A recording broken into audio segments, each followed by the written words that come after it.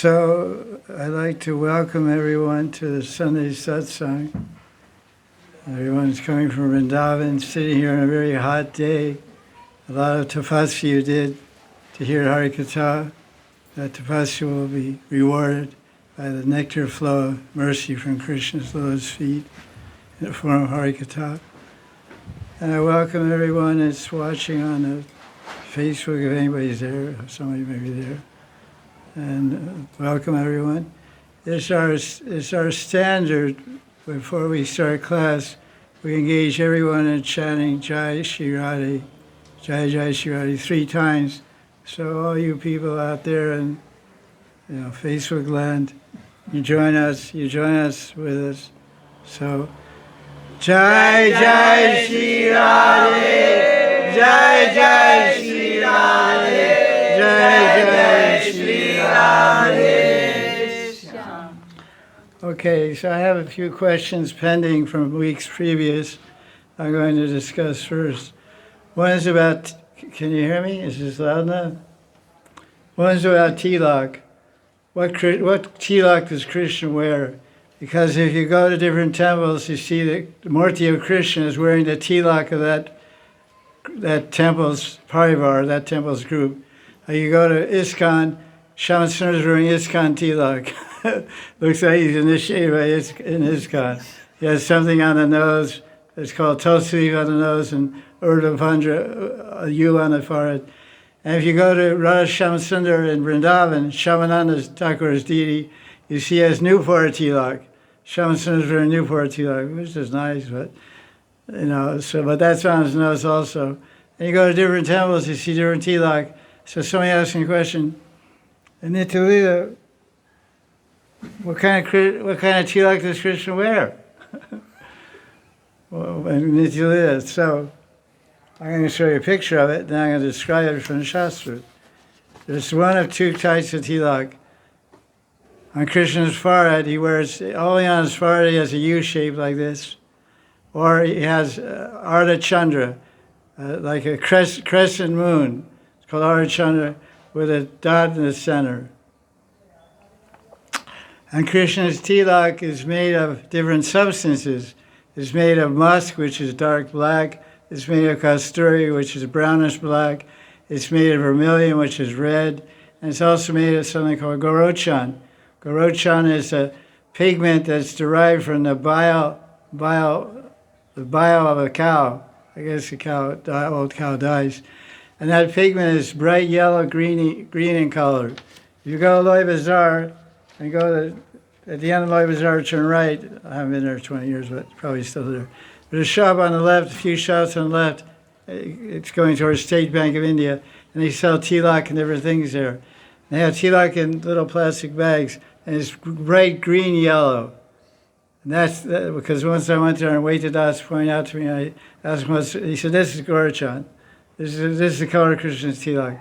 So it's greenish yellow. So you imagine how beautiful Krishna's tilak looks on a Shyam Sundar, Shyam Rang, his dark blue complexion.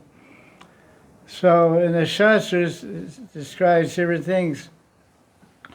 When Krishna's getting dressed in Nandagram, one servant named Makaranda, this is from Govinda Lilamrita, he makes a tilak a Gorachan, but he makes it shaped like a Tamalpatra. Tamalpatra is something like a bamboo leaf, only not so pointed. There's tamal tree out by the gate on the left-hand side. You can see the leaves on your way out. So Makaranda, he makes a tilak on only Krishna's forehead. He makes it with Gorachan, so it's yellow. He makes it a yellow U. It's shaped like, not just like U, but it's shaped like a Tamalpatra. And then, let's go on here. Let's go back.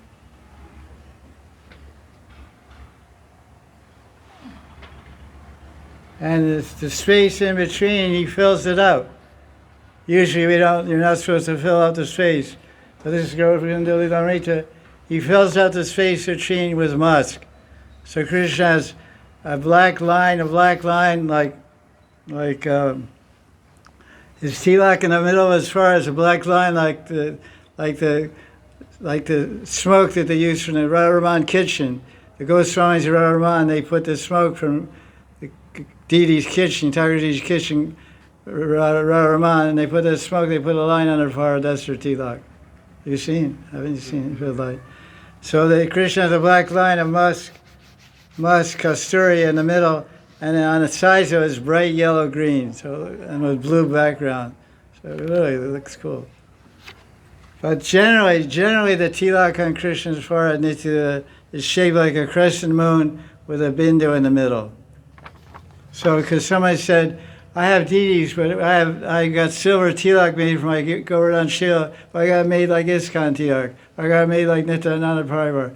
But I want to get a silver tilak made or a gold tilak made, just like Krishna has in the spiritual world. Can you describe it? So that's what we're doing. This is it. It's shaped like a crescent moon. This is the preferred one, the crescent moon. A crescent moon with a full moon in the center. Now this is the coward boys making tilak. Also Sikhs also make. Lita made a nice moon-like shaped vermilion with red tilak on Hari's forehead with spots of sandalwood around it, making it just like Cupid's golden disc that slices the cuts the Gopi's hearts. So this is like a disc, like a disc. So it's like this, and then there's little dots of sandalwood around it. This is another. Krishna's beautiful forehead is decorated with musk tilak shaped like a crescent moon. And Krishna's forehead is splendidly decorated with Gaurachan tilak drawn by the doe-eyed girls of Braj. That's from Stavamala. Rupa Goswami.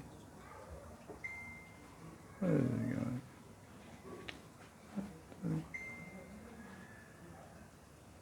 This is from Krishna Karnamrita by Bilvamangala Thakur. These are the commentaries of Sri Anantadas Pandit, who's my Shiksha Guru and the Diksha Guru and Shiksha Guru for most everybody in the world that has anything to do with Raghunaga Bhakti. Because all the books he wrote all the books in Bengali. Now they're translated in Russian, Hindi, English, and all different Lithuanian, all different languages. So he's a Shiksha Guru, and the books, the Goswamis, are the Shiksha Gurus for the whole Gaudiya Sampradaya nowadays.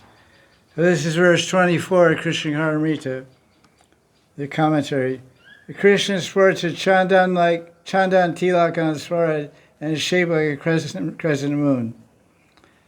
Krishna Karnamrita, verse 31.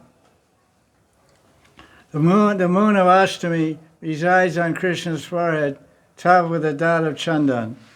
So this is Ashtami, Janmashtami, Radhastami, Janmashtami moon, like in Shiva's hair he has a moon, crescent moon, because he's a devotee of Krishna. And he has a dot there. This is Krishna Bhavamanamrita. This is Krishna Bhavamanamrita, chapter 4. Tilak Gaurachan, named Tamalpatra, filled. Oh, that's the same reference. That's the same thing. So Krishna's tilak is made of different substances. It's made of guru, musk, sandalwood paste, Gaurachan, vermilion. So it's black, light brown, bright greenish yellow, or red. So that's. Oh, I didn't. Was it? It was recorded. Yes, it's recorded. Okay, it was. Okay. So, any questions on that? Yeah. What is the meaning of it? Like, we wear it because it is Krishna's feet and Tulsi leaf. Is there any specific meaning behind the... There's all kinds of descriptions in Shastras and Puranas about tilak. Right-hand side is Brahma, left-hand side is Shiva. In the middle, Vishnu resides. In his face, the middle is Vishnu. And a leaf on the nose is a Tulsi leaf. That's ISKCON. ISKCON, it's tilak dara Tulsi or whatever. Tulsi dara tilak or whatever it's called. Because but in the Vaita Parivar, we have a banyan leaf on our nose, shaped like a heart. And it's interesting to note here in Radha Kunda that when the Pujari, who does the puja to Raghunath Das Goswami's samadhi, he paints tilak every morning, he does puja to the Samadhi Murti, the linga there that represents Raghunath Samadhi. He paints the tilak Advaita Parivar. He himself is a Nityananda Parivar, but he doesn't paint he's Anantadas Shishya, the Vajari, who does the puja and Raghunath Samadhi, where the 24-hour kirtan is. But he has the tilak of Advaita Parivar, because Raghunath Das is Nishti by Yadananda Acharya, is Nishti by Advaita Acharya, he's Advaita Parivar.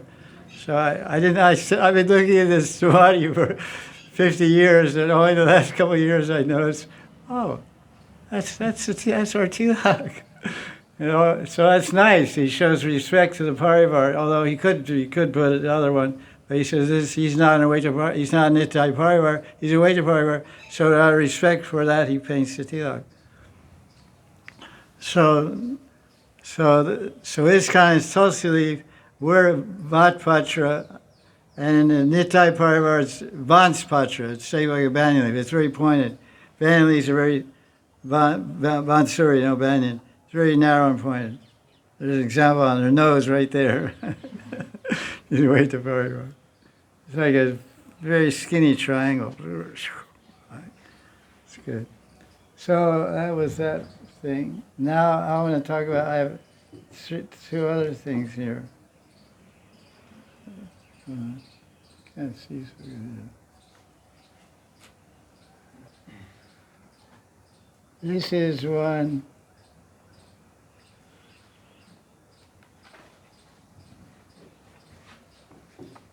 This is another question the devotee asked me to explain some technical aspect of Ujjwal Nilamani in the 14th chapter, or whatever it's called. 14th chapter, verse 154. It describes how anurag deepens and expands and manifests as bhav and mahabhav. And in that verse quoted in Ujjwal Nilamani, he describes three terms, which Jiva Goswami and Vishnu will explain what they mean. But if you know Sanskrit, you can understand what it means just by knowing the Sanskrit word meanings. But because the person asked the question, can you explain, in this verse, the question that was asked by Bhagavati Dasi, my neighbor back here, that's what I mean. Can you explain what is Swasam Vedya Dasham Prakashita and Yavadashraya Vritti in verse 154? That was a question asked to me. I said, I can't answer off the top of my head. But I recorded the question a few weeks ago, and here's the answer. Because, in the spiritual world, in the spiritual bodies with Radha and Krishna, and the liberated souls, Nitya Siddhas and Sadhana Siddhas, they can experience the 7 levels of prem, above prem, sneha, man, pranaya, rag, anurag, bhag, mahabhav. They're different definitions and experiences and meanings of those different stages of experience of love, prema. So when it starts with anurag, when anurag attains the state of being perceived by itself. This is the translation of the verse. What's going on here? I use a mouse, so I use a mouse all the time, so I'm not too good at this kind of thing.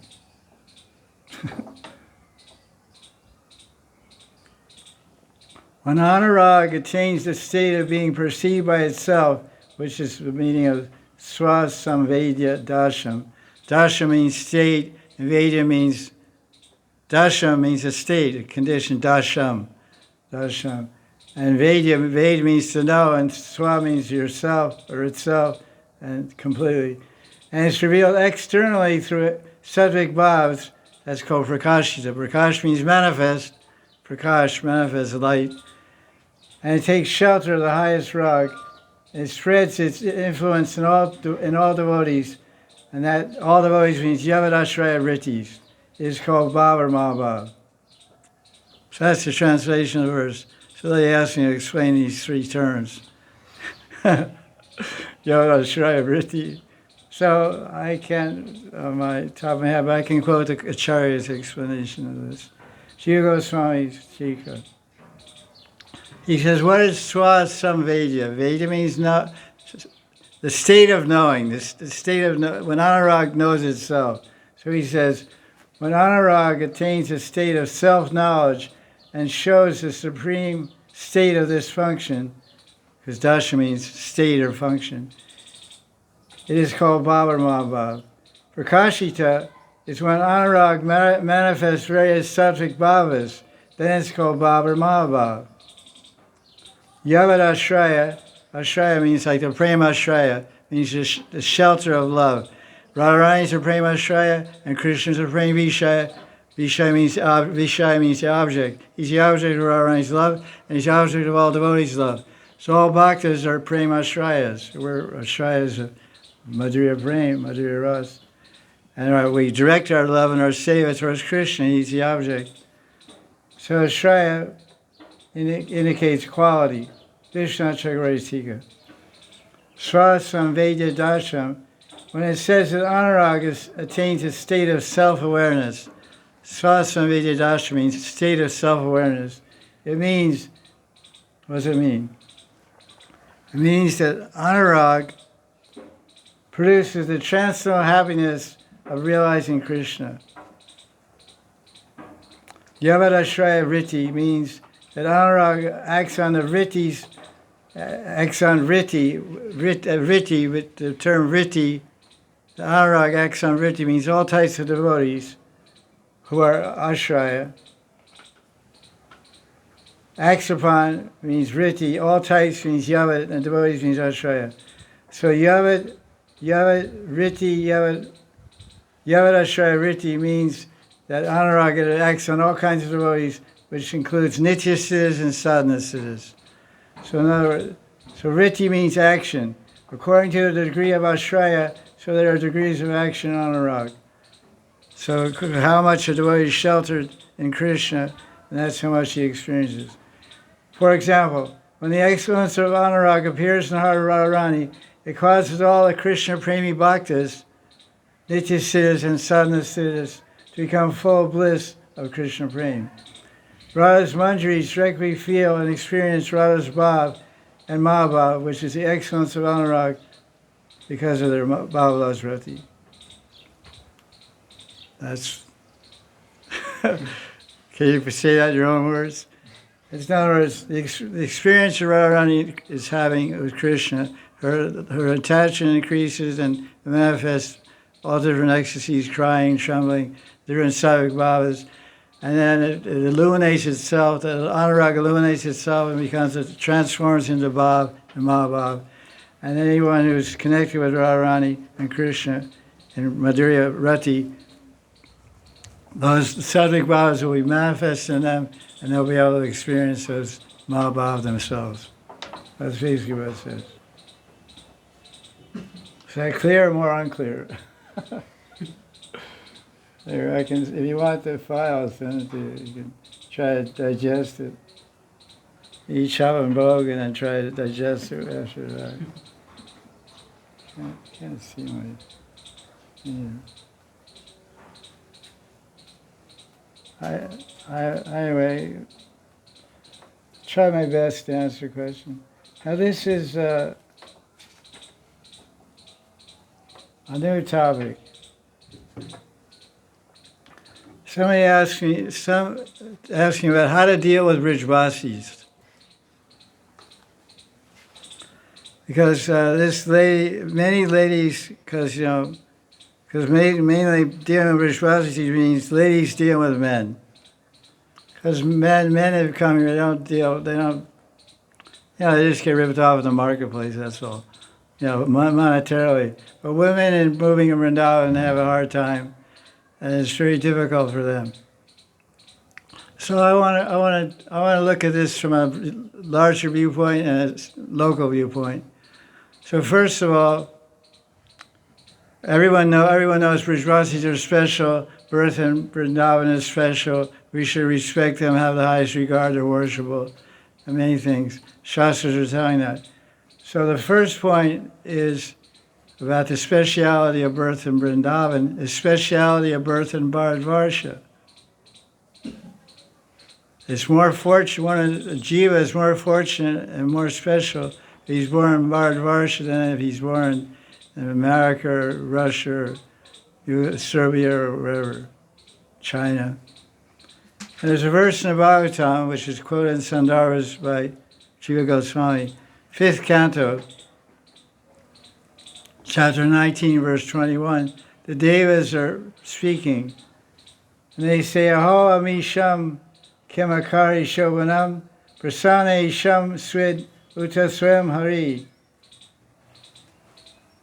Ya janma labdam nishu bharata jire mukunda sevo payakam srihahi na.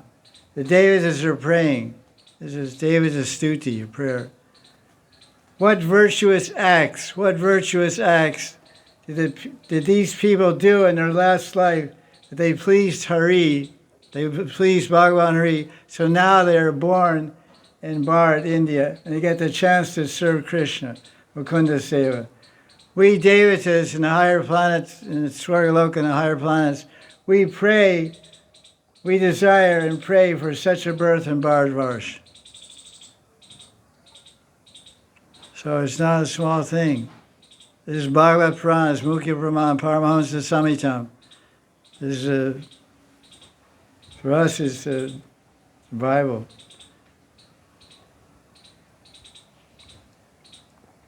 So that means any birth anywhere in India is very special. The Devatas are praying to be born here. It's funny because everybody is born in India, they're praying to take birth in Australia, or in Canada, or America, or Germany, or France, or England. They're praying for birth or visa or both. Visa for this birth and birth in England next life. Visa in England this life and birth in England next life. So, the highest, most cultured, highest, most cultured beings in this, lower region, middle planetary regions, they're praying for birth in Bharatavarsha. So that first establishes the supremacy and speciality of Indians in general. And now, what about Brijvasis? So these two verses are from Vrindavan Mahimamrita by Prabhupada Saraswati. And these are favorite verses of Sri Anantadas Babaji Maharaj. And whenever he gave class in Bengali and Kartik, he would always quote these verses to the Bengali Yatris. Because every year in Kartik, 5,000, 6,000, 10,000, so many thousands of Bengalis come and stay in a guest house, Maharanjan guest house over there. There's 260 rooms or something, and there's 30 people in each room. They rent a room and they move in their father, mother, grandfather, uncles, everybody's there. And they camp out there for 2 weeks or 1 month. There's 280 or 300 rooms times 35 or whatever. So that's 9,000. And here and there and everywhere, and sleeping on the banks of Radha Kunda. So he says to all these yatris, he says, this is what you should think. All you Babajis in the audience, all you Goswamis, all you Sadhvis, all you Sadhus, listen, you should understand who they are. And he quotes these verses. He's quoted these verses for 50 years preaching. These are verses from Vrindavan Mahimamrita, 17th Sataka, the last part, verse 83 and 84. This is the identity of the Brijvasis, born here right now, Brijvasis, and you go out the door and see Brijvasis everywhere. This is identity. Swananda Sachit Gana Rupata Matir. Pretty simple in Sanskrit. Mati means with your intelligence you should think that they have bodies that are Satchidananda Gana Rupa. Their rupata, their forms are concentrated, not just Satchidananda. Satchidananda Gana. Gana means like Ganasham, concentrated, thick. Can't slice it, can't cut it. Sranand Satchidananda Rupata Matir. Yavanna Vrindavana Vasi Janta Su Tushu. Tavat Pravishto Pinatacha Vindate. Tato Paradat Paravim Parat Param. So he gave this as a warning. Sri Anantadas Babaji Maharaj gave this as a warning to all the yatris and pilgrims visiting Radha Kunda for Kartik or any time. He said, even if you live in Vrindavan, do bhajan. Some people live in Vrindavan 5 years, 10 years, 20 years, 30, 35 years. Going on 35 years. If you live here, you'll not attain the supreme goal. Paravim parat param. Paravim, Mukunda Param. You'll not attain the supreme goal. You'll not attain Goloka Vrindavan unless and until you realize that all Brijvasis have spiritual bodies, siddhadeyas of eternity, bliss and knowledge. 1783.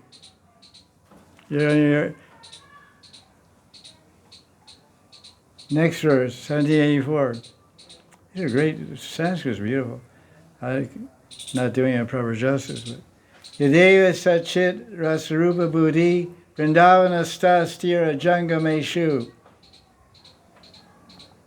Vrindavana Stira Jangameshu. Sya Nirvyalikam Purushas Tadeva Shakati Radha Priya Sevi Rupa. This one he really drove the point home. Radha Priya Sevi Rupa. Radha Priya Sevi means you won't become a Dasi Mantri of Radharani, a dear Dasi Radharani, unless this. Only when you realize that not only all moving but unmoving, all the trees and rocks and everything, when you realize all moving and non-moving Brijvasis have eternal forms of knowledge bliss, will you attain the form of dear Sevadasi Radharani. Radha Priya Sevi Rupa. That's a nice phrase. Radha Priya Sevi Rupa. So they're pretty special Brijvasis. But so what happens, because I'm living here somehow by Guru Kripa and Krishna mercy and blessing Radharani, Giraj, Vaishnavas. We're living here for 35 years. We met so many ladies that wrote me letters later after being in Vrindavan, and it told me on my face when I was in Vrindavan, came in, said, can you help me, this thing happened. So many Western ladies, there's only Western ladies, complained to me, I was in Loy Bazaar, I was buying a sari in a shop, I went to change or something, change choli or something like that. And the guy, the owner's son, he's like a 30-year-old guy, the owner's son came in the room where I was and embraced me and followed me and practically, raved me. And I ran out of the shop. And so what she writes me a letter, what am I supposed to do about Brijvasis? That's just sample. I've probably 100 people tell me that. This in Loy Bazaar in a big name dress shop, the son of the owner. The lady's a business lady, so she gave her business card when they were dealing because they know each other. So she said, the guy sends her SMS on her phone. Oh, don't mind what happened. That was Radhika's arrangement.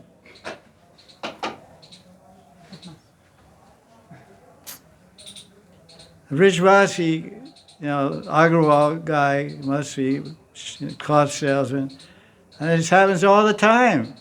Because this lady herself, she went and asked other ladies, she said, oh yeah, it happened twice to me in another shop. This is the kind of thing that goes on down there, or anywhere in Vrindavan.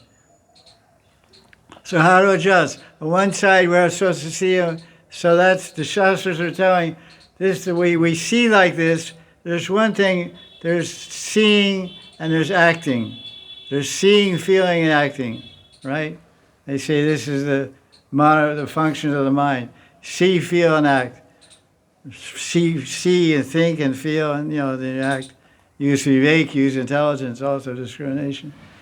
So we see according to Shastra Chakshu. We see according to Shastra. Shastras are telling it. So we accept it. We accept the instruction of Shastra. We believe it is true.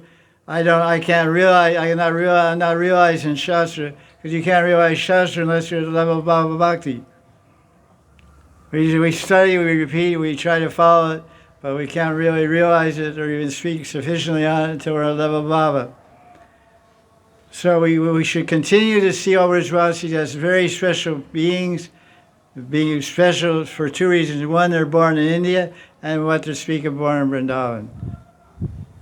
So much punya. Because in Mathura Mahatmyam, quoting different Puranas, Rupa Goswami Pad says, one cannot stay 1 minute in Vrindavan unless he's getting the blessings of Hari. You can't stay here for 1 minute unless it's direct blessings of Bhagavan Sri Krishna. Haridam, this is Haridam, Vrindavan, Haridam.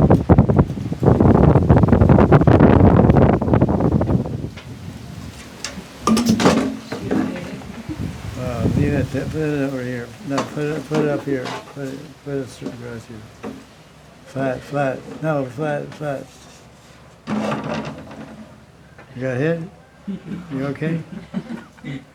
Peacock landed on your back. It's auspicious. You look up in some shastra, it must be auspicious. Peacock lands on your back. Very special peacock. Yeah. You'll come to know why it's special someday.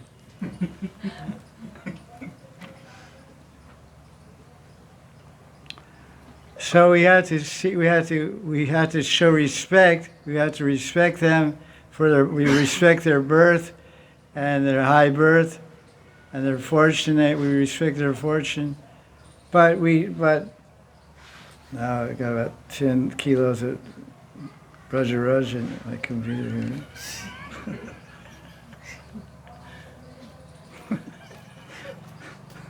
It's good, purifying.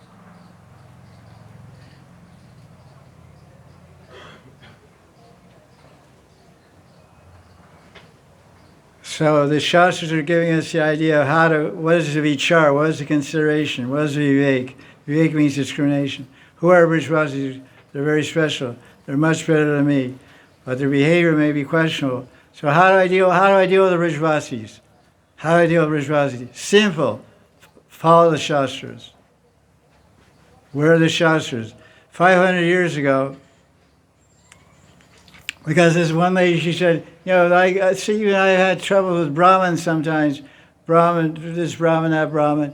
So, Krishna himself is saying in Dasma Skanda, chapter 80 or something, he's preaching to his sons in the story of King Nriga. King Nriga was a Devata, and he gave a cow to a Brahmin, and the cow wandered into another Brahmin's herd. And then the Brahmin that he gave it to, that's my cow, and the Brahmin who wandered into his herd, he said, oh, it's mine. They fought. They went to that king, that pious king who donated the cow. He said, look, this guy, you gave the cow twice. You gave it, I didn't give it, it wandered. I said, look, you guys, I'll give you each 10,000 cows, relax. They said, no, it's my cow, no, my cow. So they were both claiming ownership of the cow and fighting. And the king says, spare me, have some mercy, where's your karuna, They're having contacted the mercy of Nitai, I guess.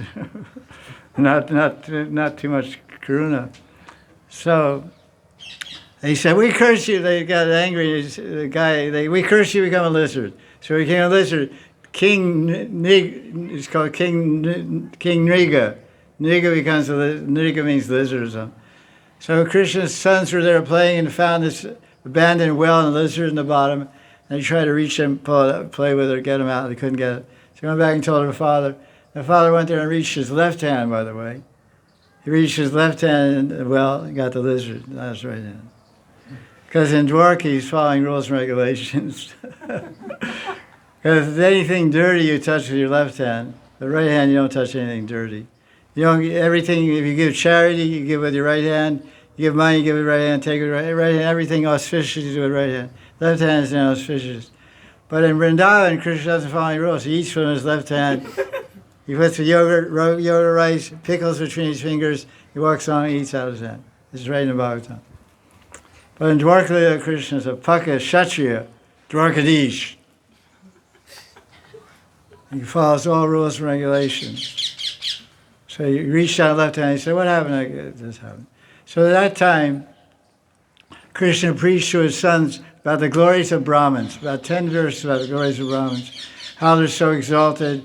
So this lady says, Krishna Krishna teaches how exalted the Brahmins are. We should worship them, we should serve them, we should respect them, and all these things. But, I've had some bad experiences with Brahmins. How do I deal with them? You must be inverters. So we should follow the teachings of Lord Chaitanya. As we're Gaudiya Vaishnavas. But what happens is people become friendly. They want to make friends with Brajvasis, but it's going against the Shastra. Should make friends with like-minded, because you're always going to run into trouble. Brajvasis, you do business with them, or you serve them, worship them, feed them. That's good. Otherwise, the basic Lord Chaitanya, when Jagannatha Pandit, this is in 13th chapter Antya-lila, verses 36 through 38. Jagannatha Pandit wanted to do Braj Yatra. This is 500 years ago. And 500 years ago, Kali Yuga wasn't so much full swing. Every Brahmin, everybody in Vrindavan has a cell phone, looking at blue movies and pornography all day and night, and all the pictures of girls. It's bad. The age has gone so bad in 500 years. Lord Chaitanya, what did he say? Mathura Gele Sanatan Sangi Rahiva Mathura Swami Sabera Chana Vandiva. When you reach Mathura, you should stay in Sanatan Sangha. You should live in the association of Sanatan Goswami. Like people come here and they rent rooms from Brajvasi's houses. I guess it's okay, but don't make friends with them. I would say better stay in a guest house. But anyway, he's saying live with your. He's not saying live with a Brajvasi. He's saying Sanatan Sangha Rahiba. Many Western devotees come and live with Radha Kunda Vasis and Vrindavan Vasis. They're asking for trouble. Usually they want you to live there because they're going to ask you for money, they're going to ask you to marry their son, or get on a visa. There's going to be some bottom line to the whole thing. There's no such thing as a free lunch or even a good deal. They give you a cheap room in a Brajvasi's house and you end up paying $1 million. You may lose your chastity, you may lose your chastity, lose your sanity, lose your money, It's hard to say, but it's reality you should be aware of. When you reach Mathura, you should stay. You should live with Sanatan Goswami. Offer respects to the feet of all the leading men there. And verse Antya-lila, Chaitanya Charitamrita, chapter 13, verse 37. This is the keynote. Dure rahi bhakti karya sange na rahiva. Tansavara achar chesha laita nariva. He says, stay far away from Brajvasis. We're Gaudiya Vaishnavas, and our God, our Bhagavan is Chaitanya Mahaprabhu. And Chaitanya Mahaprabhu is saying, stay far away from Brajvasis. Dure, he says here, Dure Rahi means live. Bhakti Karya Sange Na Rahiva. And don't associate with the Brajvasi Vaishnavas. Dure Rahi Bhakti Karya Sange Na Dure Rahi Bhakti Karya Sange Na Rahiva. Tansabara Chara Chesha Lahita Nariva. This is Chaitanya Mahaprabhu instructing Jagannatha Pandit about how to deal with Brajvasis in Vrindavan. Don't mix freely with the Brajvasis. Show them respect. Stay away from them. Stay dure. Keep a distance. Because you're on a different platform of bhakti. You cannot adapt their behavior and practices. I already told you about some of their behavior. Sanatana Sange Karya Vanadarshan Sanatara Sangena Chadiva Ekakshan. Visit all the forests of Vrindavan. It says, Sanatan Sange Vandarshan. Don't give up the association of Sanatan Goswami for Ekshana. Ekshana means 1 second. Sanatara Sange Na Chadiva Ekshana. Because a lot of people, I've met people, some ladies, I met this Brajvasi, he said, I'll take you to Bananagram Barsana. I went with him, I said, you're correct, man. Correct. One single lady, one Vrajavasi on a motorcycle. I know we're in the underground. What she's trying to say is don't stay far away from it. If you're going to go visit Vrindavan, go with a Gaudiya Vaisnava, who's a good standing Gaudiya Vaisnava. So this section is how to deal with Vrajavasis. Don't. Offer them food, offer them money, organize feeding 10 Brahmins, feed 10 Brahmins, whatever. But otherwise, don't get tight with them. Because it's dangerous, especially for the ladies section. Any questions or comments on this discussion?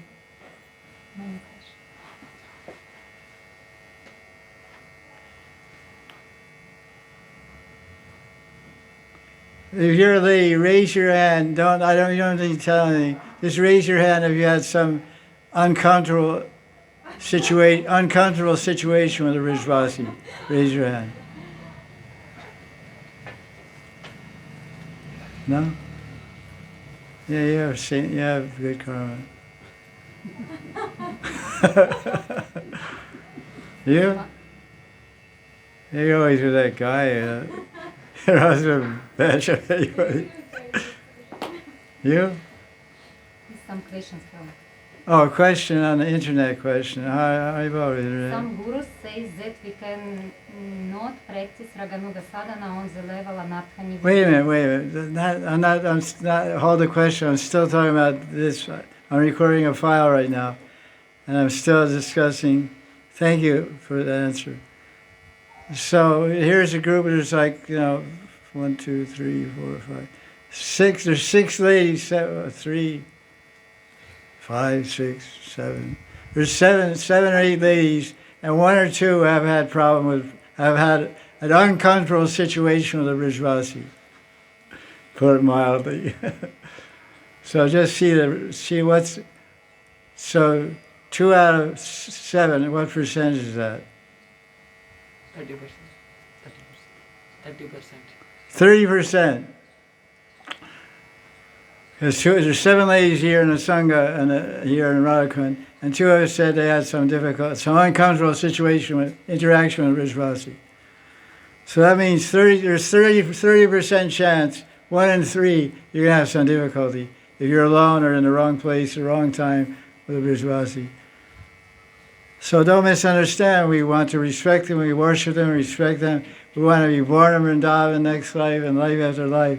We worship this land, we worship these people. We'll give them clothes, we'll give them food, we'll give them anything. But be careful. That's my bottom line. Anyone want to add anything to this? Any input from your guru or anything you want to say? Yes.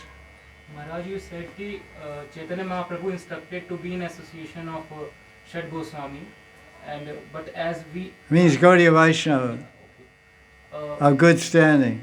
Yeah, Maharaj. But as me as a sinful person, what should we do? Simple person?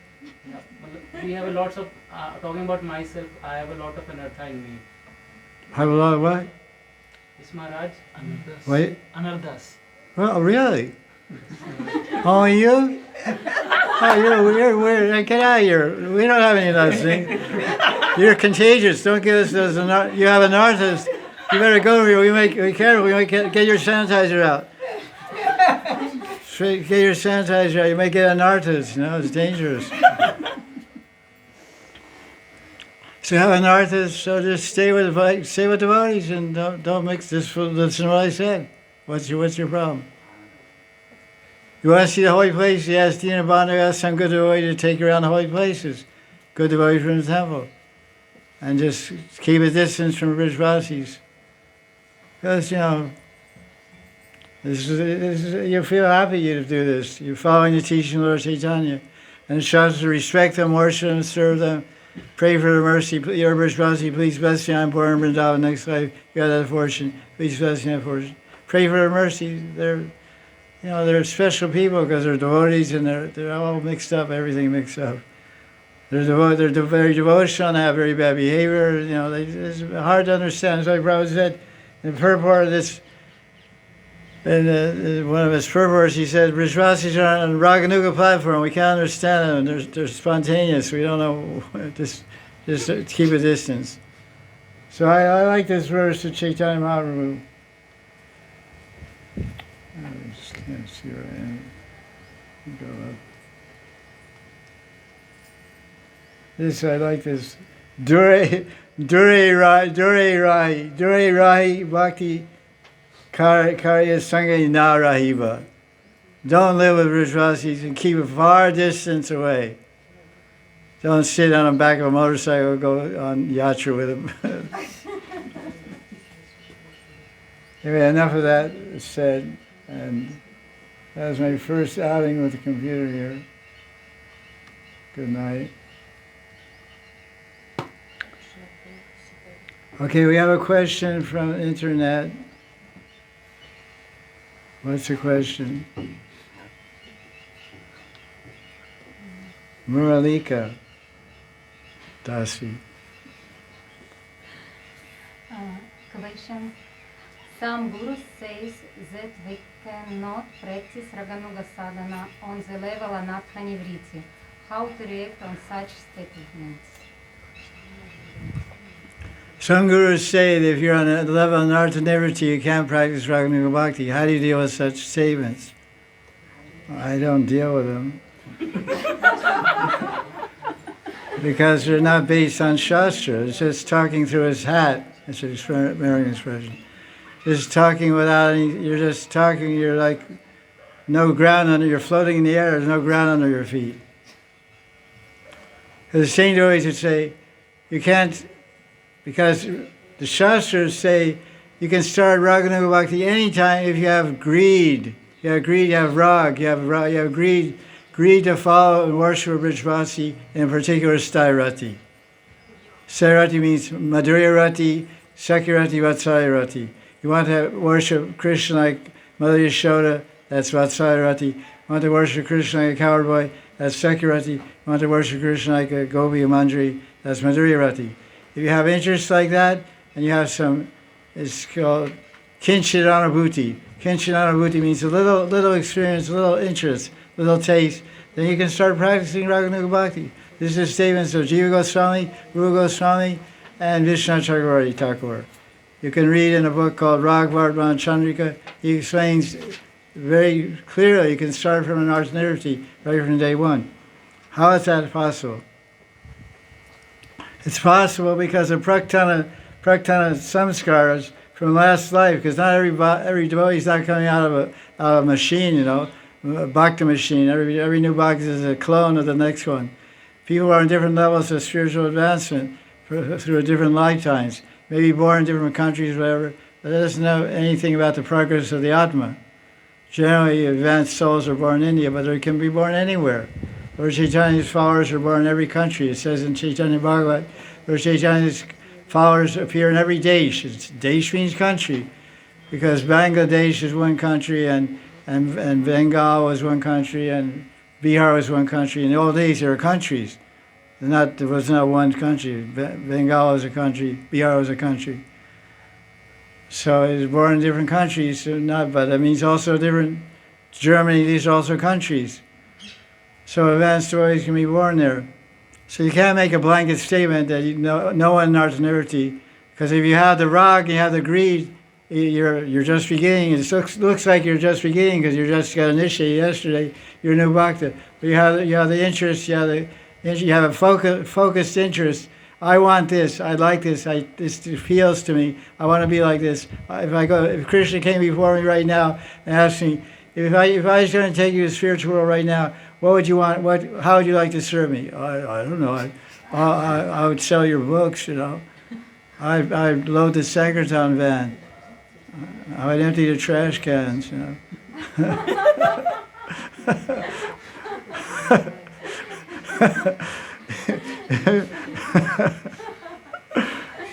Dustbin, English translation. Trash cans, American. You know, English. Dustbin. Put it in the dustbin. Put a trash can. So that's the thing. Basically 99% of devotees, modern devotees, have no rag and no greed for rag bhakti.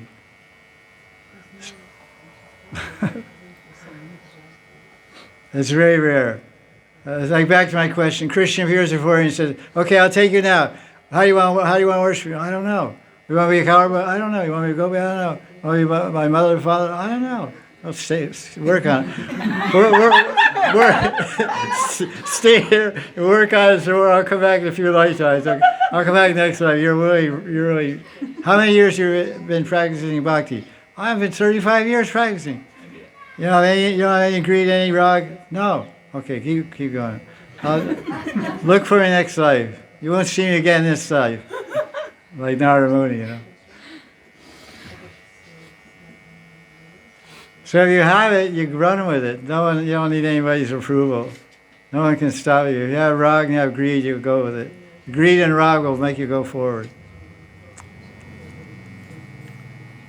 Bhakti doesn't need some sanction from above. Bhakti is transcendental. Bhakti comes from there, enters the heart, and does what it does. Purifies our existence and attaches us to Krishna and creates a suitable heart which we can offer back to Krishna in pure love. That's what Bhakti does. Bhakti becomes Bhava and Bhava becomes Prem. And Prem, Krishna gives us Prem, we offer it back to him.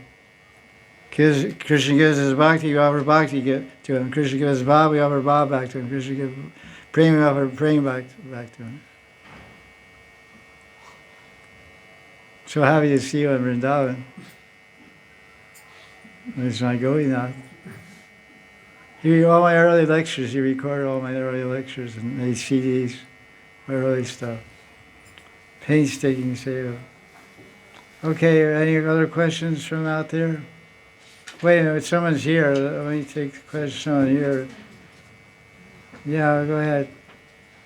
Sneha Ji. Maharaj, can you please elaborate on Raga Bhakti, what it is? I want to understand what After class, go in that room and take one book. I'll give you one book.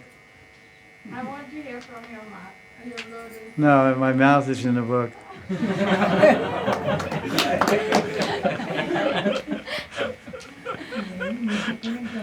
That girl's really tired. Okay, you're really tired. Yes, raise your arm. Yeah. Jaya Shri Radhe, I have two questions. Jaya Shri Radhe. One question at a time. Okay, one. Can you speak more about Nityananda Tata that we could become more close to Sri Nityananda? Nityananda Tata, we can become more close to Nityananda. Person asking a question about Nityananda Tattva, we can become more close to Nityananda. Can I speak more about this? Nityananda Tattva is based on seva. Because Nityananda his bliss is, the reason he's blissful because he's absorbed in seva. Nitai is the biggest sevite of Chaitanya Mahaprabhu. We say Jivara Surabhaya Krishna Nityadas. The Swarup Lakshana of the Jiva, the Swarup Lakshana, the primary characteristic of the Jiva is service. And that service to Krishna is most perfectly exemplified by Nityananda and by Balaram.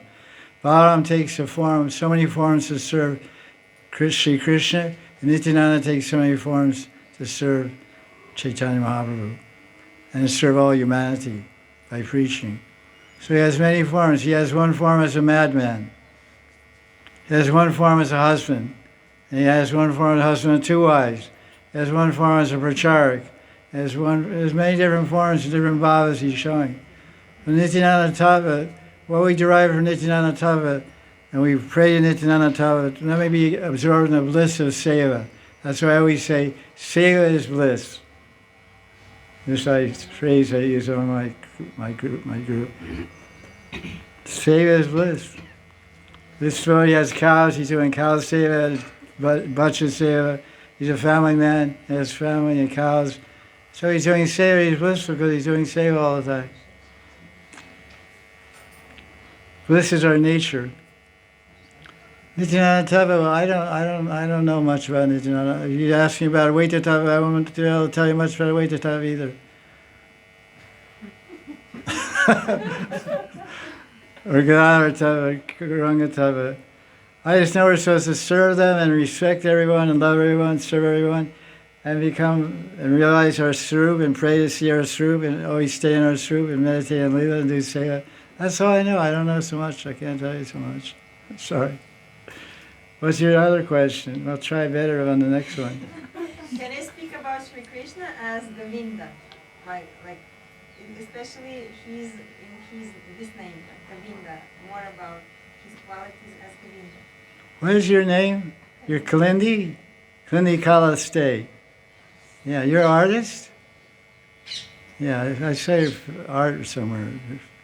You're a good artist. Or Kalindiji, nice question. She's saying, speak about Govinda. Govinda name saved me.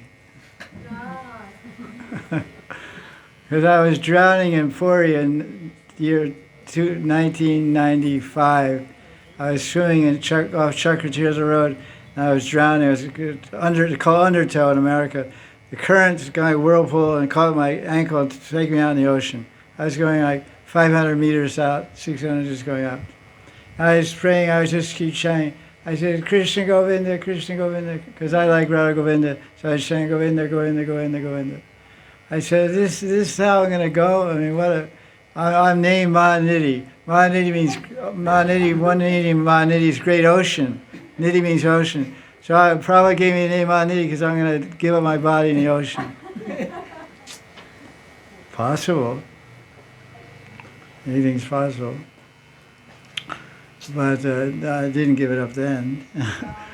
But so I was chanting Govinda, and I couldn't reach any of the bottom, and I was getting tired. You know, it was deep, very deep. It was very, you know, I was putting my feet down. Where's the sand? Where's no sand? Because we're creatures of the earth. We need earth to stand on. Can't stand in the water. And my arms were getting too tired. It was like 10, 15 minutes. I go in there.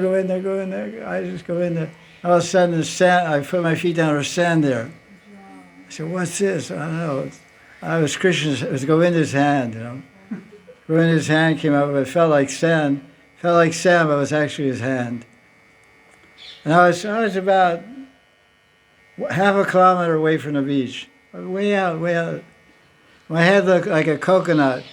You know, if you're standing on the beach, you see my head out there. You see like coconut. You couldn't see anything. Seeing some old coconut floating in the water. So I was standing there and said, "Oh, Govinda, save me." So it was some kind of sandbar because the bottom of the ocean is like surface of the earth. Earth, sometimes there's valleys, sometimes there's mountains. So the ocean is the same way. Sometimes there's trenches, it goes down and comes up. The topography, the ocean floor goes deep and goes high and it goes like that. So it was a sandbar just there. So I got my energy and I swam back. And I got up on the ground, and I got up on the beach, I hugged the earth. Oh, Mother Earth, Bhumi Mata, please don't throw me in the ocean again. Please let me stay attached to you. You know, you're my terra firma, you're my homeland, you know. So Govinda is a very rasic name. In Vaikuntha, there's one form of Vishnu named Govinda. The tilak we put on our body, one is Govinda. Govinda's here. Govindayana. These are 24 names of Vishnu. They have rasic meanings also. But there's forms of Vishnu because the placement of the chakra, padma, gada, and club. No, shank. They're placed in different positions, so different names are there. But Govinda is a very rasic name because when the acharyas give Gopal mantra, Govinda's name is there. So the acharya, when he gives a mantra art, the meditation on the mantra to meditate, because it's Govindaya, it's Krishna Govindaya. So Govinda is a very rasic name.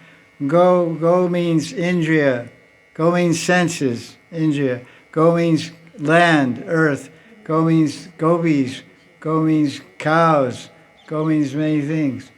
So vindite, the word vindite means to delight, to excite, to excite, to delight, to give pleasure to excite the senses, to give pleasure to the senses.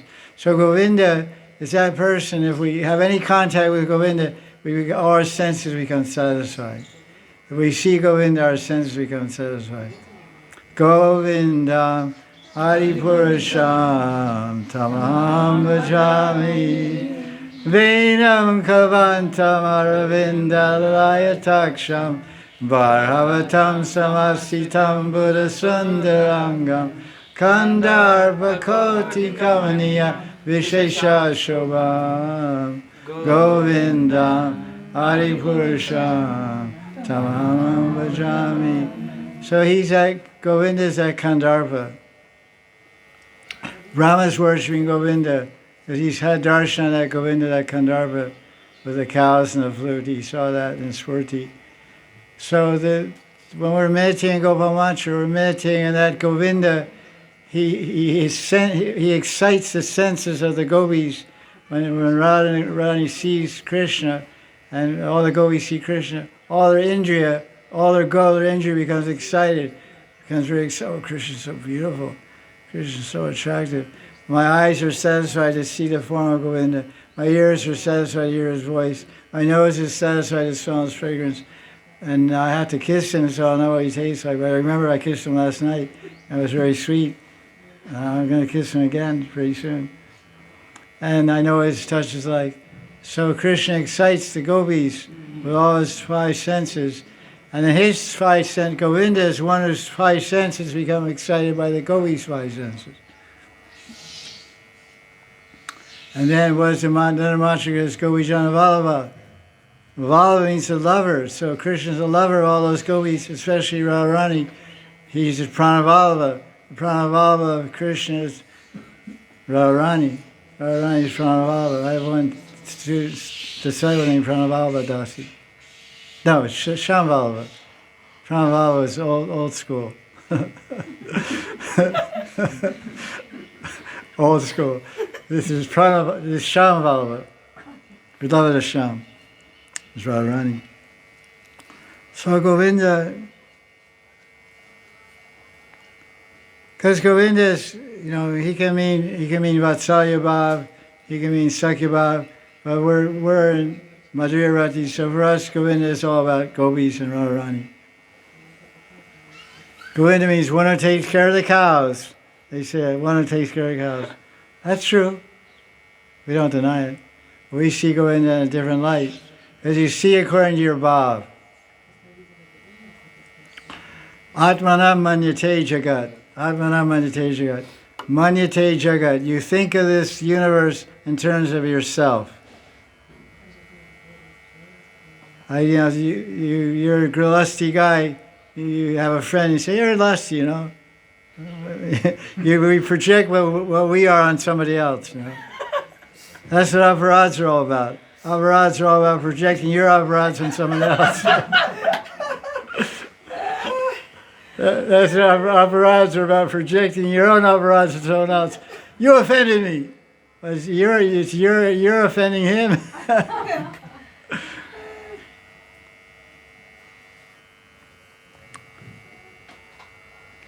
Govinda, when you say the name Govinda, you feel sweetness in your heart. It's a very nice name. One disciple of Prabhupada was getting initiated in 1969. And he told a story. He said everyone was getting long names. The disciple before me got the name Anakadandubi. Anakadandubi. It's a name for Vasudeva, I think. Krishna's father. Anaka, it's an instrument, Dandubi, Anaka. Anaka Dandubi. And he was an American guy, he's a simple guy. He was singing, I hope Prabhupada doesn't give me a difficult name. I won't be able to pronounce it, and I'll never be able to spell it. I'll never be able to spell the name. Anaka Dandubi. Well, he gives me, some really long name. So I hope he gives me some name like Govinda or some simple name like that. So then he called him up. He said, "Okay, George Smith come up. So George Smith went up. So he said, so what are the four regular principles Prabhupada directly gave? And he said, your name is Gopal. Gopal. Gopal. Is that okay? And the guy's eyes are like, wow. Prabhupada read my heart, read my mind. Yes, Prabhupada, that's okay. Any truck driver in America can pronounce the name Gopal and spell the name Gopal. Simplest name in the Sanskrit language, Gopal. And Bilgamangala Thakur, when he's in ecstasy or separation, he wrote the Govinda Damodar Stotram. Govinda Damodar Madhaviti. Bilgamangala Thakur was reading Viraha Gita. Viraha Gita is chapter 39, the 10th canto of Bhagavatam. 10th canto. Akrura came and took Krishna and Balaram out of Mathura. And he took the heart of Radharani out of her heart and the heart of Gopis out of her heart. Because Krishna's are Pranavallabha, he's a Pranishwara Krishna. So at that time, at the last verse, they spoke verses of separation. And the last verse, they yelled out, they raised their hands, and they they were just speaking indirectly. They weren't revealing to anyone that what was really their heart's attachment. Because they're all married ladies. They're all married to other Gopas. And now Krishna, their lover and their everything, the life of their life, is leaving them forever. Going to Mathura to work and never coming back or whatever. They don't know. He didn't come back, according to Bhagavatam. So, the last verse of the Viragita, they raised their hand, they yelled out, Govinda Damodar Madhaveti. Govinda Damodar Madhaveti. That's in the Sanskrit verse of Srimad Bhagavatam, chapter 39, 10th canto.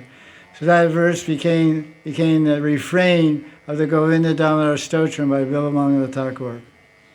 He describes all different leelas there. Draupadi and this and that, Gopis and Draupadi and Yashoda. And everyone's crying out, Govinda Damodar. Like I said, one verse I really like in Govinda Damodar Stotram. One gopi got a parrot, and was feeding a goat. It's in Sanskrit.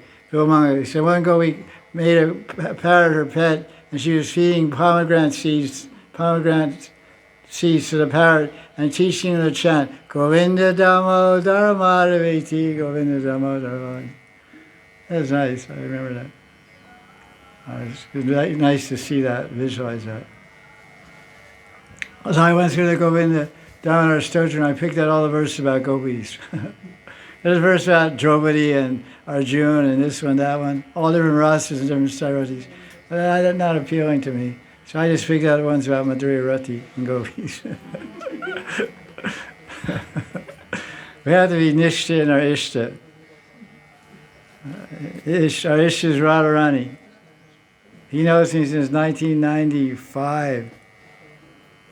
And that's my ishta Radharani? You're going out. He's going out the Charya. He was initiated before, it had another name, rather different kind of name, not like Gopal. And then he was coming and hearing Hari Katha from me and doing seva, this gentleman.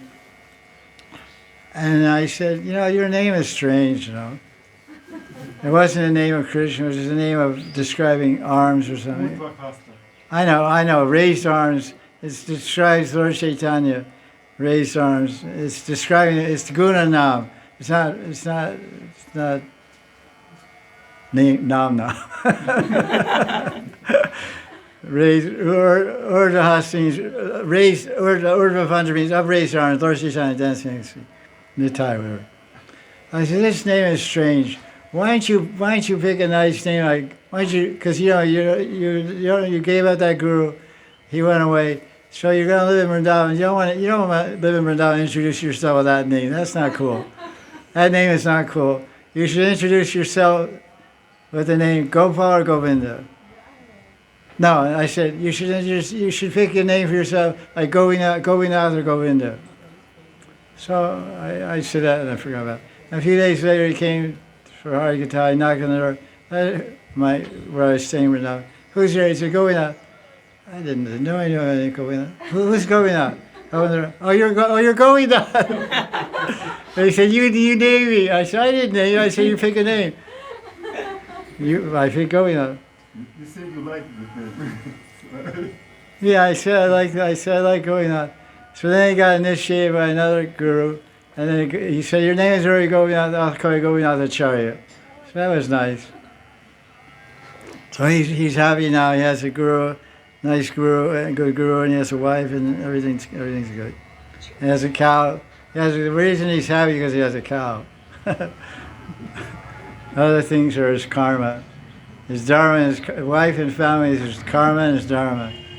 This is okay, there's nothing wrong. He has to do karma, dharma, and bhakti. That's all I can say about that. Govinda. Sorry. Oh, I need some water, man. Okay, I got it.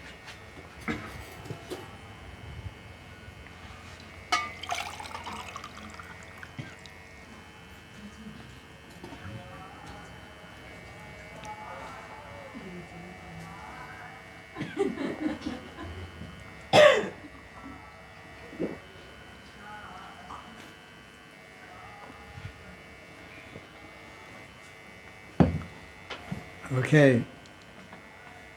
What's the time? 5:20. Wait a minute. Question?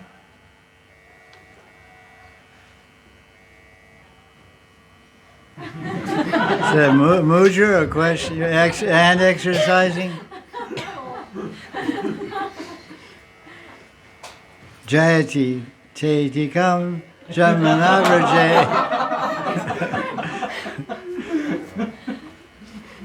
Go eat. Well. Maharaj, I want to know something about the eternal spiritual master, because based on the level of our purity, we'll be attracted to different shikshas. So how do we know that this is who our eternal spiritual master is? Or how is master eternal? Because if I'm always changing, then... What's the question? I want to know something about the eternal spiritual master, because Eternal spiritual master. we say our spiritual master is eternally connected to us. You are too. Every jiva is eternal. What's new about that?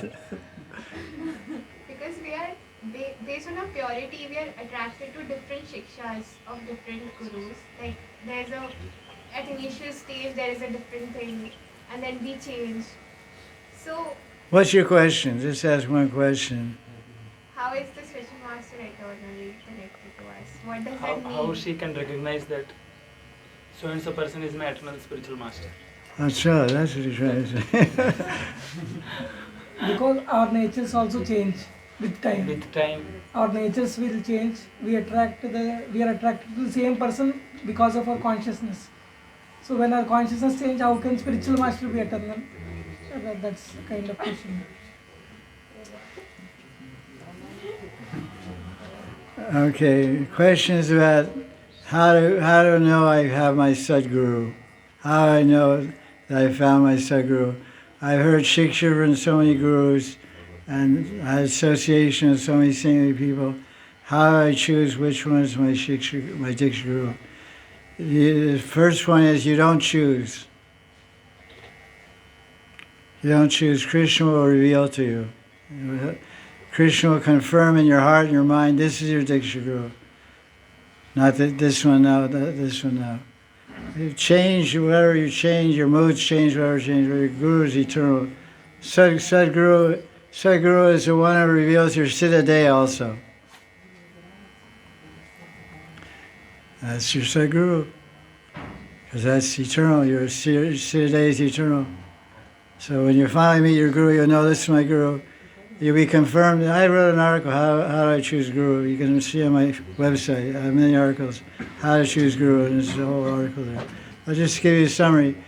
When you hear Hari Katha, you're convinced, you have to be convinced. It's like, how do you marry a man? You meet many men, you finally one you marry. Because your super soul tells you, your mind tells you, it's compatible, all so many things are compatible, then you get married. So guru, you'll get, first there's external check and balance. Is he qualified? Is he Shastra Nipun?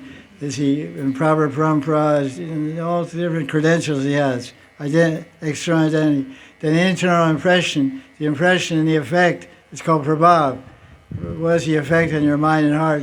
How his talk affects your mind and heart. How it moves your mind and heart and convinces you about Krishna, increases your faith in Krishna. Then you'll say, this is it. First you have to find a proper guru. Guru is giving the right Siddhanta and coming in a proper parampara. That's the first thing. Start off right, and then you take diksha from one guru and you get siddha from guru. You can also take shiksha from other gurus with the permission of your diksha guru.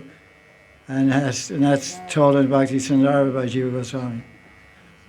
It should be a Gaudiya Vaisnava. It should have the same sthairati you have. It should be a Gaudiya Vaisnava. It should be affectionate to you. Have the same desire you have for perfection, and be approved by your diksha guru, and should clarify and continue to carry on the teachings of your diksha guru.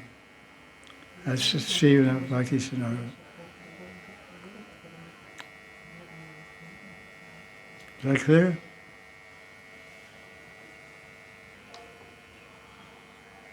You have to put your head somewhere. Surrender is the main thing. Bhakti begins with surrender. Till then, you're window shopping. You gotta go in and pull out your car and charge up a new dress now. Okay, looking, that was nice, that was nice.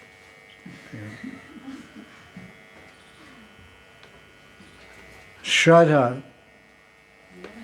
Faith and surrender. So, that doesn't come easy. It takes time. And in Hari Bhakti Vilas, it says the guru should examine the disciple for 4 years before he gets diksha. 4 years if they're Shudra, 3 years if they're Vaishya, 2 years if they're Kshatriya, 1 year if they're Brahmin. But Skanda Puran says, close Shudra Sambhava.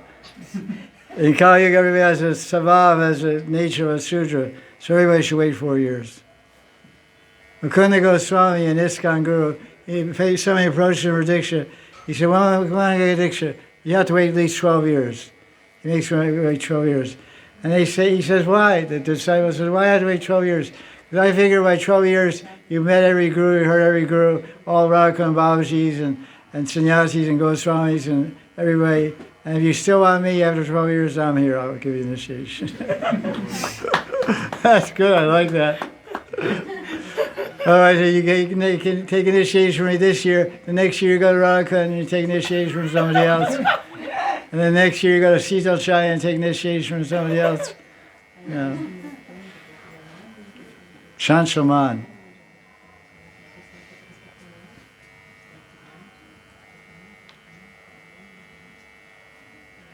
Another question? Yes. I have a question about Radha name. I hear in your Radha Kunda Mahima Madhuri that when we chant Radha name, Krishna even don't notice Vaishnava Parat. Yeah, that's from Shastra. But it is said that we should avoid 10 offenses when we chant Mahamantra. So better to chant Radha name? That's an interesting logic.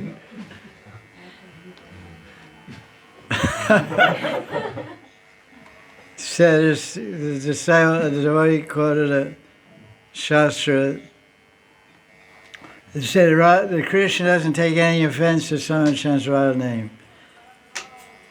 So But if we chant Krishna's name, there's 10 offenses. So better we chant Radha's name and not Krishna's name. That's the deduction.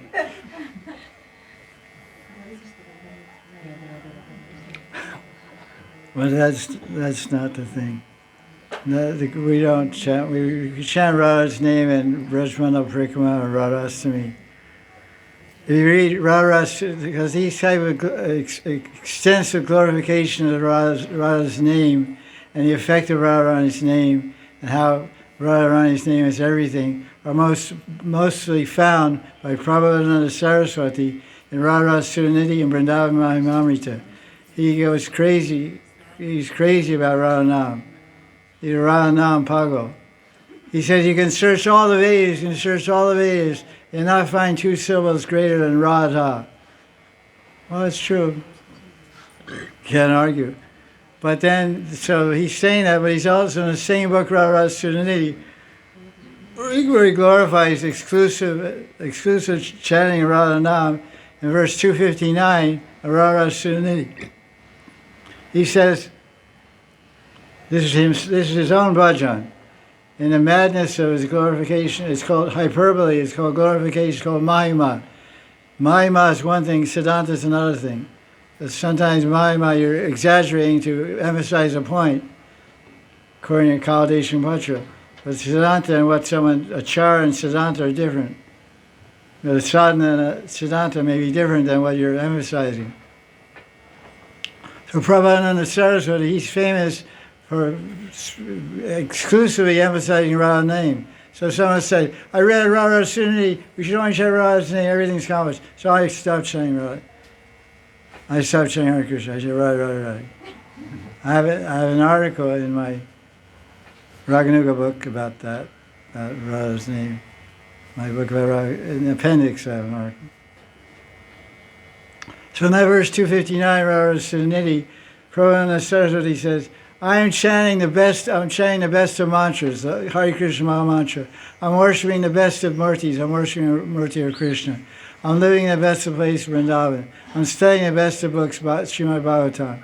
And all the time, and I'm chanting my Diksha mantras, which is the Gopal mantra and Kam Gayatri. Both are mantras of Krishna. I'm chanting my Diksha mantras. I'm doing my Archan Puja of Krishna. And I'm studying Bhagavatam, I'm chanting Hare Krishna mantra. And all the time while I'm doing those different sevas of Shravan Kirtan and Smaranam, I'm praying to Krishna, please make me a pure Sevadasi Radharani. This is the right bhav. This is the right attitude.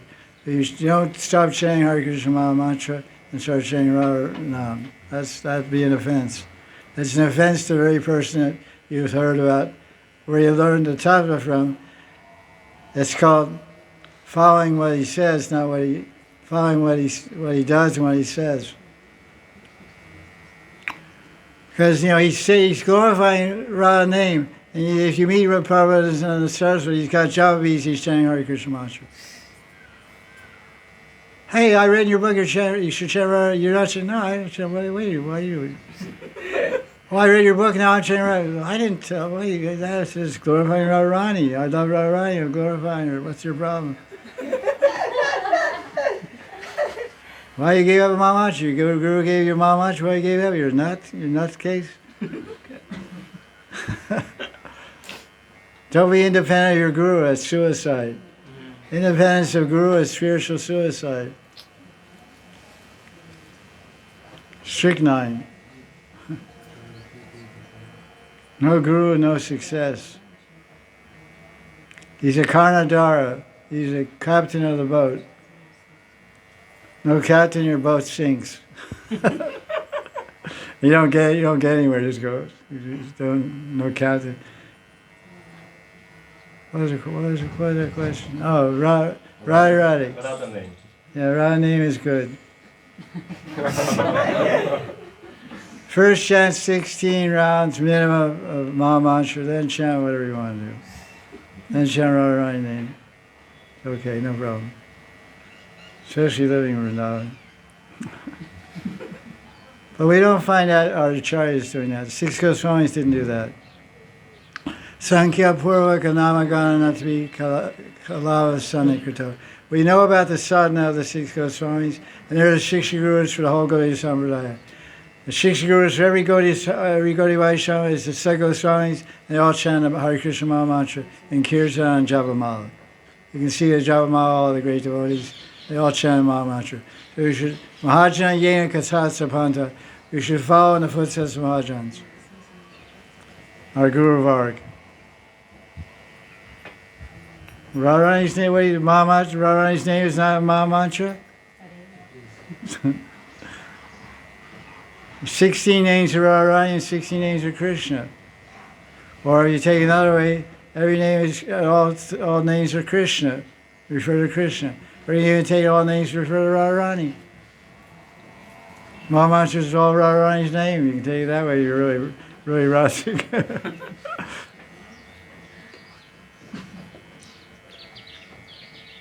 This is an often asked question.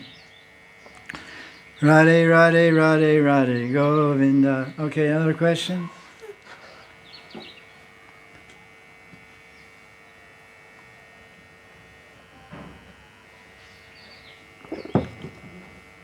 Maharaj, is it right to have Yeah. Is it right to have emotions or feelings in our devotional service of bhakti in our starting? Because many times my senior devotees discourage us not to have bhav bhakti. It discourages us. They try to focus on vidhi bhakti. You're mixing up a lot of things here. You're a new person. You should read Nectar of Devotion and Brihad Bhagavatamrita and Madhurya Kadamini. Feelings are required because it's said if someone is too hard-hearted, he can't practice bhakti.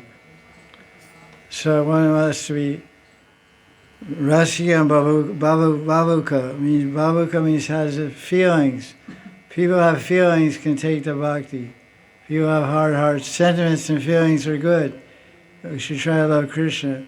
But we can't imitate the symptoms of Bhav, and we think we're automatically a Bhava Bhakta or a Prema Bhakta. You know, you can fake symptoms of Bhav. I wrote an article on my Facebook about a week ago called "Why No Tears." Did you read that article? Look at my MSO. Why no tears? It's called "Why No Tears." Because there's a verse in second canto that says, if you're chanting Hare Krishna and tears don't come to your eyes, it means your heart is still framed. So everybody thinks, I'm chanting Hare Krishna for 30 years and no tears are coming. I said, still heart. And the Tikas by Jiva Goswami say that doesn't mean it. That doesn't mean that. And he explains that tears may not come because it doesn't mean your heart is still framed. So read that article, why there's no tears. Because Jiva Goswami's commentaries are there and others. Some people are soft-hearted and sentimental, they cry at anything and everything. And they take up bhakti and they're crying all over the place. So someone might say, you know, well, don't show all this false sentiments. It's creating disturbance in the Sangha. But to have sentiments, have feelings for Krishna is good. You should cultivate your personal feelings. You don't have to go in public and show off your feelings. Cry and, you know, roll on the floor and all that stuff. You're a kuchi, you roll on the floor and cry, whatever. So you don't imitate. Just be honest. You know, we're contaminated. We have so many things. But feelings are good. We should cultivate feelings and love for Krishna. But bhava is a far away thing. Not so easy. We're supposed to chant with feelings. We're supposed to serve with feelings. Krishna is a person. We should serve him like a person. Chant his name. I'm personally chanting Krishna's name to please him, to satisfy him. Anukulya Krishna Shivam Payutma. Should be anukulya and should be favorable for Krishna, pleasing to Krishna. So pleasing means with nice feelings, nice attitude. So it shouldn't be hard-hearted, just like it's not mechanical. Mechanical bhakti is nowhere. Bhakti is love. So loving sentiments is supposed to be expressed in a proper way.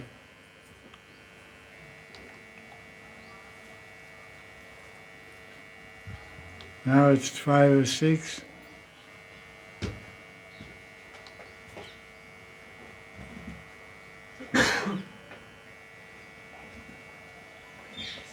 What time is it? 5:36. 5:36. Oh. Take some more water.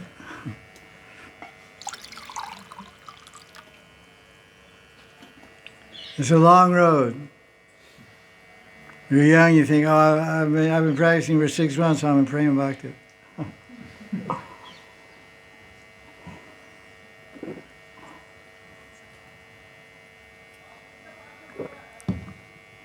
Question? Yeah, Ganapati ji.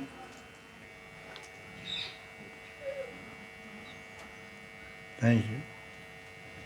In Maharaj, in Bhagavad Gita and Bhagavatam, many instances we see one who knows this knowledge is freed from all senses. For example, Janma Karma Cha Me Divyam Evam Yo Vetti Tattvataha. So many instances we see fire of knowledge will burn all the sinful activities. So what is that knowledge? Is it in realization or in just knowing the theory that from a spiritual master that you hear about this knowledge? Is it after realization it will burn, or is it just by knowing the theory? You're burning every moment. The question is, Krishna tells in Gita, many chapters 4, 5, and 6, about the power of transcendental knowledge. Transcendental knowledge can burn karma, pravda karma, and all karmas can be destroyed by transcendental knowledge. That's a fact. That's Krishna. Knowledge is Krishna. Oh, that's nice.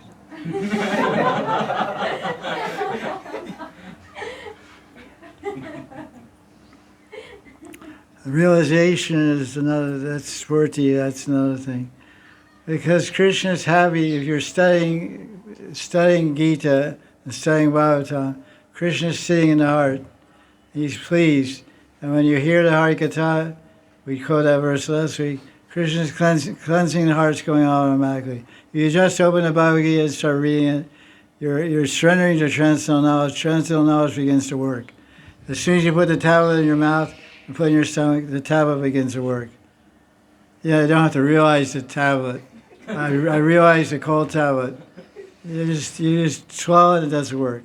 So you're reading, there's submission there. Tavi pranipatena pariprasena sevya. You're submitting your time and your heart and your desire. I want to learn about Krishna. I want to become Krishna's devotee. That's the attitude, and that's the right attitude, right intention.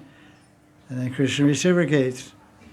You just read the Bhagavad Gita every day, you become a pure devotee. Bas. Realize it or not realize it, or memorize it or not memorize it. Krishna will reciprocate with you. Yetamam prapadyante tam satayam avajamyam. You surrender, Krishna reciprocates. He's not a stone, he's a person.